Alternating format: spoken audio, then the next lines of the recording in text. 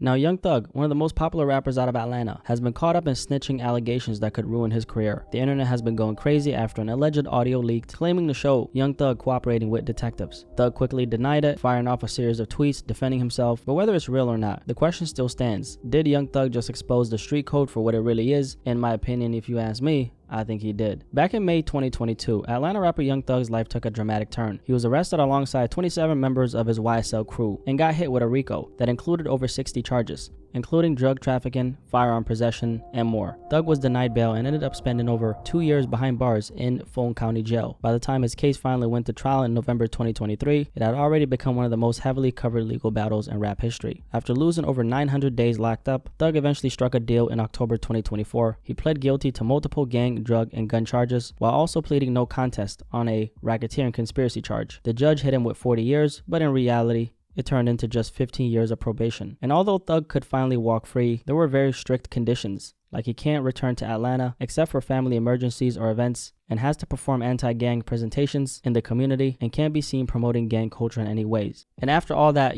Thug went through after showing his disdain for snitches, now Thug is caught up in a situation that tells a whole nother story. So there's this audio that leaked a few days ago of supposedly Young Thug cooperating with detectives. So in one of these clips, you can hear Young Thug talking about how he's made promises, I'm assuming, to keep his mouth shut, right? And then he says, and I'm paraphrasing, whatever you want to know, I'll tell you, speaking to the detective, just don't tell the world. Listen. Yes, sir. Promises. Make promises. Just we'll keep promises. Whatever you anytime you ever think you want to know anything, tell me. I'll tell you anything. But don't tell the world. What's your number? Yes, you can. Hey. I don't have your number. Well, give it to me. If you ain't giving it to her, And then in this other audio of Young Thug, you can hear him name dropping Pee Wee Roscoe. This motherfucker Wayne from New Orleans. I'm from Atlanta. This nigga was in Atlanta and I was in New Orleans. I said, what the fuck? That was so weird. This nigga damn shot at this nigga to us. I don't know. Honestly, I don't know who the fuck did it. They said Roscoe, but I don't wanna block out y'all case by saying, who was the man who shot up Lil Wayne's tour bus back in 2015. He's close with Thug, worked as his tour manager, and he did time for this crime. So Thug is allegedly cooperating with the police, even name dropping Lil Wayne in the interrogation room. Now this audio has allegedly been out for some time, and I had never really heard about it, but it just went viral on the internet, and Thug responded right away on X, formerly known as Twitter, shutting down all the allegations. He tweeted, "They didn't play my interrogation video in court case. I helped my brother. #ratware?" Basically saying if he really snitched, why wouldn't prosecutors have used it against him? After that, Pee Wee Roscoe, the same guy who was accused of shooting up Lil Wayne's tour bus back in 2015, came out defending Young Thug. He said, Jeff clean as Listerine, he did what a real street nigga was supposed to do. Now I'm sure most people know how vocal Young Thug has been about snitches. Most famously, after his release, he's condemned rapper Gunna, who also used to be a part of his YSL crew, and did time in the feds for the RICO. Gunna eventually got out, ran up a bag, did his thing, and now he's one of the more successful rappers out there. His career is doing extremely well. But the controversy around his name was that when he eventually got out, Gunna took an Alford plea deal. Basically, it's a way for you to formally accept guilt in court so you can take the deal, but at the same time, you can still say you're innocent. It's kind of like telling the judge, I didn't do this, but I'll take the punishment anyway. And that's how the Snitching label got stamped on Gunna. There's absolutely no proof that he actually shared anything in detail, but his reputation took a hit within the street side of hip-hop as a result of that. And then now, ironically, we have Young Thug doing any and everything he can prove to strangers on the internet that he's not a snitch. The so-called street code, particularly in hip-hop, is one of the most hypocritical things I've ever witnessed. A lot of these guys, document their crimes in their music. They always talk about how real they are, why they never speak to the police, but obviously all that is an image that they're selling.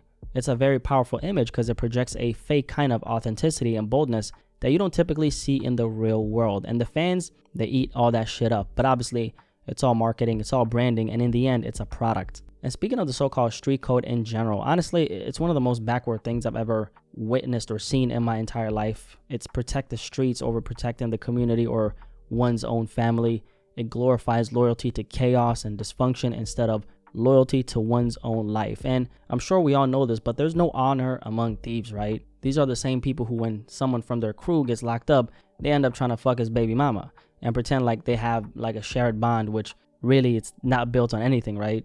Because when you look at what happens in a lot of these cases, when they eventually are in that cold interrogation room, you see how fast they turn on each other. I mean, you even saw this in the YSL case itself. Half the members cooperated with the feds the same second they got arrested. The biggest lie that's been told is that there's morals among this group of people who have no issues with shooting at anything that moves, which includes women and children.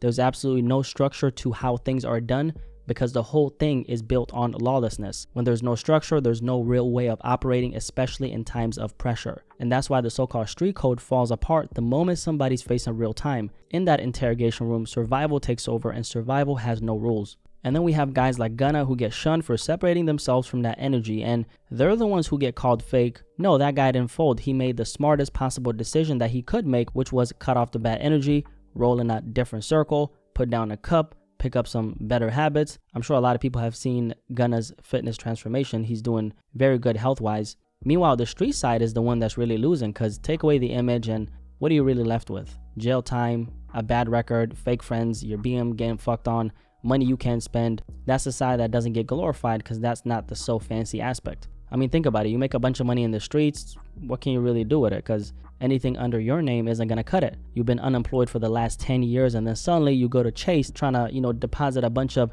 drug money, and then that's when you end up in one of those body cam videos. And this is how a lot of street rappers' careers actually get started. Either they front somebody money who end up laundering it for them through music or another type of business, or they get fronted money themselves from a, let's say, investor. I think we really have to start changing the narrative on the street shit, man, because the fact that it's 2025 and this lifestyle is still being glorified by grown men is crazy.